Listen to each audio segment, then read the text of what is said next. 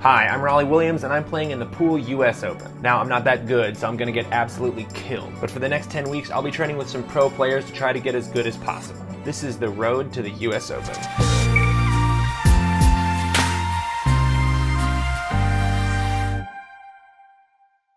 Hello and welcome back. I am joined as always by professional pool player Hunter Lombardo. Hunter, thank you so much for being here. Thank you for having me, Rollie. Of course. So what are we going to be working on today? We're going to work on draw and follow. We're going to get you better at having your tip at the bottom of the ball to where when you strike it, it comes backwards. And then when you have your tip to the top of the ball, you strike it, it goes forward. Now, we got some comments last time asking about what you thought my actual odds are of winning the whole US Open. So what do you feel like they might be?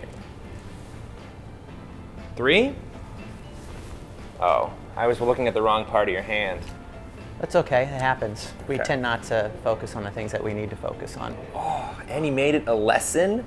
Nice. This So is it's zero. a good teacher. Zero. But the thing about being a zero is you have the most chance to become a hero from it. Wow. Yeah, I have nowhere to go but up. That is Great. correct. Not here. Not now. Not here. I don't know who you are, but I will find you, and I will kill you. Liam Neeson. Okay, let's get to work. People can watch a player play and wonder, like, why is it he can get so much action on the ball and it looks like he's not doing much? And that's the difference is that player, whether he's aware of it or not, whether it happened through repetition or actually it's happening through him understanding procedure and technique, that he fits the tip better to the cue ball than you currently do. Fitting the tip to the cue ball. Okay, Yeah. you want to give us a demo? Sure, absolutely. So you can see how I'm set up, and then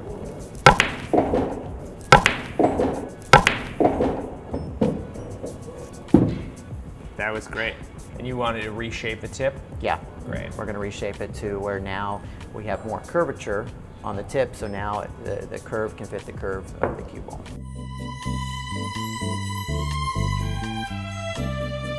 So as you can see here, the more and more I start to go, see how we're starting to gain a little bit more of a curve.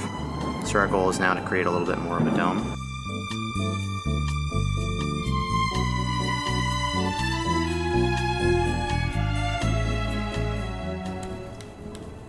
Are tips kind of all the same at this point? All tips are different. I mean, even if they say they're both soft or both mediums, I mean, it's organic matter, so it's Right. so it could be different. It could look the same, but the playability could be different. All right, so now with this newly freshened up, shapened up tip, I should get maximum draw. You're going to get more draw now and with less stroke because the tip is fitting the cue ball better. So the lower you go, the more curve is actually going to now be turning the cue ball for you. Here you go. Kind of stabbed at that, but it definitely came back kind of nicely. Let me do it one more time. Okay. I like actually get through the ball. Yeah, and then once you just go a little lower, Lower than that? yeah, go lower. Because now you have more of a curve, you can go lower than what you're used to. Just go lower and just push through the ball.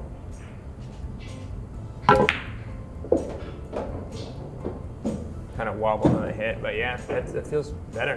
All right, so now that we've got your tip shaped up properly, we're going to talk about what is the technique. How do we create the cue to fit the cue ball better? Okay. Getting the tip to fit the cue ball better. And so most people talk about how you must always play with a level cue. I find that kind of nearly impossible, especially the way the configuration of the table is, how we're built, and you can see here that most players, will come from an angle like this. All the books even talk about play with a level cue, play with a level cue, and I'm sure that's where I can see that you always try your best to have a level cue. Yeah, but I've been told that like you have 1,000 to, times. So you have to understand that there are certain angles that have to be created to get certain actions on the ball. Okay. So if you look, if I come here and I try to have a very level cue, and let's say now I'm going to just go low, you can see with a level cue, I can only go so low. Look how much Right. more ball there is on the bottom. Yeah, and the Okay? rail is just. So what in ends the up way. happening is you either become a player that ends up creating angles through impact or presetting the angles before impact. I don't understand. Well, you're either going to one of understand those. now. Okay, thank you. Okay? So currently what you do and what most players do is that you're trying to play with a level stroke. You can see that I'm not quite low enough, Okay. as low as I could be on this cue ball. So what ends up happening is if I end up just staying there and I hit through there, I'll get a little bit of backspin, but not much. Yeah. Well, then there's some times where you're playing and you're there, but you realize that in order to get maximum, we've got to be here. So what ends up happening, you're like this, but on your last stroke, you end up, not knowingly, and probably not, again, I mean, but subconsciously, you end up now creating almost a dipping effect with your arm. Okay. So you would start like this, but that dipping effect is what ends up now creating that angle. So if we hold this cue here, you can see that that's actually the angle that needs to be created to make the ball come back. Why? Because it's the top part of the tip that's hitting the bottom part of the ball. Gotcha. So to me, I find that if you're willing to play 8-10 hours a day like some guys do, Okay. then can you make that work? Yeah, absolutely. But when we're in a case like this where you and I only have 10 weeks, Ain't got that kind of time. we don't have that kind of time. Instead of me trying to now create that angle through impact, Yeah. how about if I just go ahead and try to preset that angle at impact? Ah, okay. Okay, so you can see that it's my front hand and my backhand that actually have to work together to get the correct part. Where I think a lot of people have gone wrong in the past is you'll just see someone set up level and they'll just lower their front hand. Well, that's not gonna work.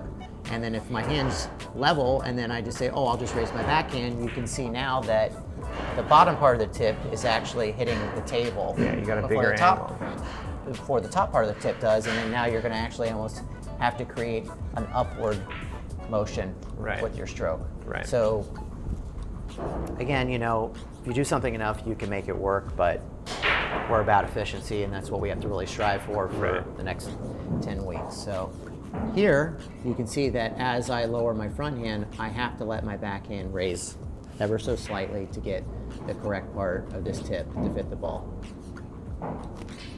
And that's why now I'm getting so much more action. Gotcha. Great. So now when it comes to the top spin, you can see that if we try to do it with a level cue, we actually now are creating almost the bottom part of the tip is not quite to the top of the ball. So when we do hit, it's sending energy through the ball downwards, and that's what's going to create it to skip. We're trapping the ball under the stick. Correct. Okay. Yeah. So what we're trying to do is we're trying to get this tip, now that we have a better curvature on it, to gear with the cue ball to get it to turn over sooner. Okay. So you can see that if I try to do a level stroke, again, now I'm robbing myself of a lot of the top of the cue ball. But now, with presetting our angle versus trying to create our angle through impact, you can see that as I raise my front hand, my backhand would lower, now allowing us to fit the bottom part of the tip to the top part of the cue ball. Wow. Okay. Ooh. First things first, why don't you go ahead and try how you normally do things. Go with your level stroke. Okay. And you can see that top part of the tip's here, but look how much more we have to work with down here. Yeah. So if you go ahead and raise your backhand a little bit, now you can see that you can actually get the correct part of the tip to fit the bottom of the ball. Wow, I'm And so always now, amazed at how low you can go on the ball without miscue. yeah, but that's because you don't have a way to measure. Now you have a way to measure, and now it makes sense that you can go that low. When you say way to measure, Way to measure because you're now focusing, your focus is on something specific, the top part of your tip. Before, a lot of players, they don't even realize it, they're thinking of the middle of their tip, and Yeah. that's why they never go low enough. so I'm trying to get the top part of the tip on which part of the ball? The bottom part. So what happens is a lot of people then, the next question that's probably going to come is that, well, I feel if I go too low, I'm going to end up making the ball jump. Well, the only way that's going to happen is it's not because there's not enough chalk on your tip, it's because you end up you're either too low or you end up creating that dipping motion would cause the bottom part of the tip to hit the table before the top part of the tip And then it got bounces to the up. ball, and then why it does that. Gotcha. So again, the more you start to practice this through repetition, you can go ahead and get better at sizing this up and saying, okay, yeah, I'm gonna go a little bit lower, top part of the tip, yeah. and you stabilize that angle you've created and just hit right through it. Trust it. Cool. I even kind of stabbed at it a little bit.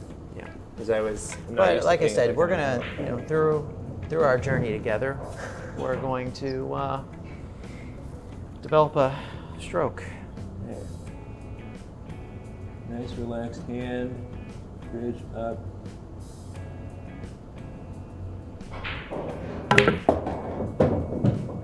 I hit it. Foul. Now, Topspin, I've never really thought about the lowering the backhand for the topspin. But if you can see that if you don't, you can't get the correct part of the tip to the top of the ball. Yeah, I can see that now. Yeah. Okay, great. Now that you said it explicitly. You're gonna end up getting a miscue when 'Cause you dropped your arm. Yeah. So the whole thing about it out there, everybody, is that, you know, people always talk about steering. Well, you know, there's horizontal steering, but there's also lateral steering that can happen. And so that's where you'll see guys drop or lift versus turn out or turn in when they're using spin.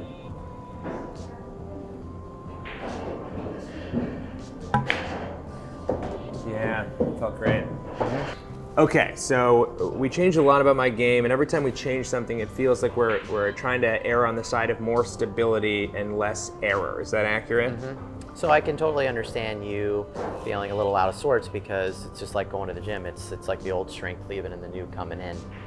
Is that something they say in the gym? Yeah, which I need to be spending more time in. Not me. Yeah, so that's how Rollie inspires me. It's almost kind of impossible to play pool to the fullest if you're trying to play everything with level stroke. It's just not going to happen. Okay. So you have to be aware of these angles that need to be either created through impact or preset before impact. And we want preset. Preset is something that's actually going to be able to be more manageable, because then you can, if you can measure it, then you're able to manage it. All right, I got a new shaped up tip. I know where to put the tip against the ball. I got a brand new lease on life. I'm feeling pretty good right now. How are you feeling about my new chances to win this whole US Open? I'm feeling good that you're feeling good, but I'm not. My thoughts on your chances of the Open have not changed. Honesty is important, and I appreciate that in you. Correct. Okay. Well, what are we going to work on next time? We're going to work on your transition. It's something that everybody struggles with, including myself, and how can we tap more into our timing of our stroke. Okay. Well, see you next time.